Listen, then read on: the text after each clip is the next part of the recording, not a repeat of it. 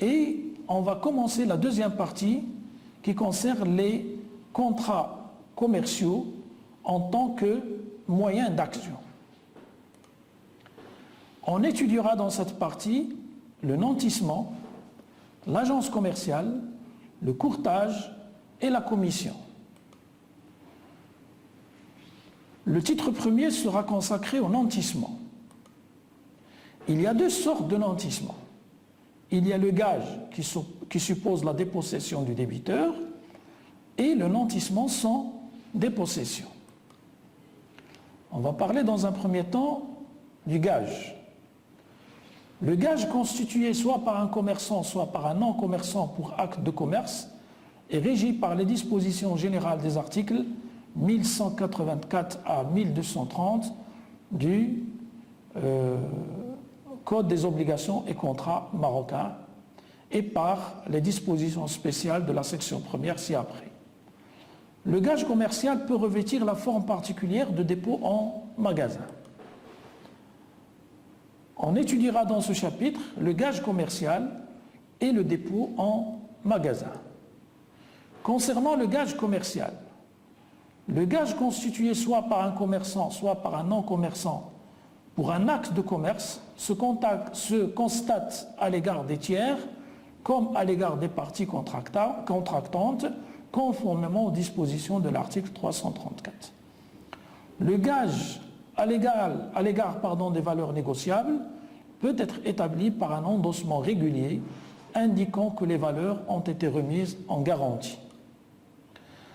À l'égard des actions, des parts d'intérêt et des obligations nominatives des sociétés commerciales ou civiles, dont la transmission s'opère par un transfert sur les registres de la société, le gage peut également être établi par un transfert à titre de garantie inscrit sur les 10 registres. Les effets de commerce donnés en gage sont recouvrables par le créancier gagiste. Dans tous les cas, le privilège ne subsiste sur le gage qu'autant que ce gage a été mis et est resté en possession du créancier ou d'un tiers convenu entre les parties. Le créancier est réputé avoir les marchandises en sa possession lorsqu'elles sont à sa disposition dans ses magasins ou navires, à la douane ou dans un dépôt public, ou si, avant qu'elles soient arrivées, il en est saisi par un connaissement ou par tout autre titre de transport. À défaut de paiement à l'échéance, le créancier peut, dans un délai de 7 jours, après notification faite au débiteur et au tiers bailleur du gage, s'il y en a un, faire procéder à la vente publique des objets donnés en gage. Cette vente est faite par le greffier du tribunal du lieu du domicile du créancier ou du tiers convenu, dans les formes prévues pour les ventes sur saisie-exécution par le Code de procédure civile. Toute clause autorisant le créancier à s'approprier le gage ou à en disposer sans les formalités prescrites ci-dessus est nulle. Dans un deuxième temps, on parle maintenant du dépôt en magasin général. Tout dépôt de marchandises dans les magasins généraux institués par le Daïr du 23 Cha'ban 1333, 6 juillet 1915, sont constatés par des récépissés datés et signés qui sont extraits d'un registre à souche et délivrés aux déposants.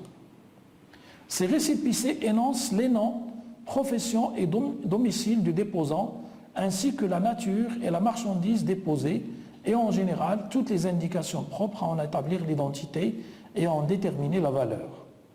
À chaque récépissé est annexé, sous la dénomination de warrant, un bulletin de gage contenant les mêmes mentions que le récépissé.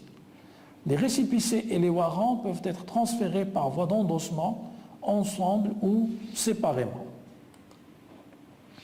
L'endossement du warrant séparé du récépissé vaut nantissement de la marchandise au profit du cessionnaire du warrant.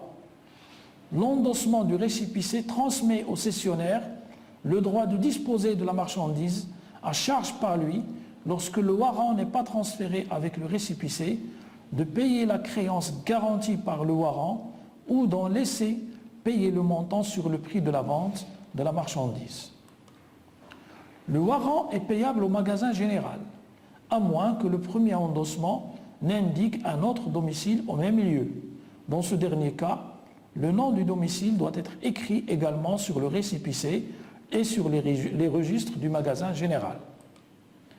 Dans le cas où le souscripteur primitif du warrant l'a remboursé, il peut faire procéder à la vente de la marchandise contre le porteur du récépissé 8 jours après l'échéance et sans qu'il soit besoin d'aucune mise en demeure. Le porteur du warrant n'a de recours contre l'emprunteur et les endosseurs qu'après avoir exercé ses droits sur la marchandise et en cas d'insuffisance. Les délais fixés par les articles 196 et suivants pour l'exercice du recours contre les endosseurs ne courent que du jour où la vente de la marchandise est réalisée. Le porteur du warrant perd, en tout cas, ses recours contre les endosseurs s'il n'a pas fait procéder à la vente dans le mois qui suit la date du protêt. Les porteurs de récépissés et de warrants ont sur les indemnités des assurances dues en cas de sinistre les mêmes droits et privilèges que sur la marchandise assurée. Les établissements publics de crédit peuvent recevoir les warrants comme effet de commerce avec dispense d'une signature exigée par leur statut. Outre les livres ordinaires de commerce et le registre à souche des récépissés et warrants, l'administration du magasin général doit tenir un registre à souche destiné à constater les consignations qui peuvent lui être faites en vertu des articles 346 à 348. Ces registres sont cotés et paraphés par première et dernière page, conformément à l'article 8 de la loi 988 relative aux obligations comptables des commerçants.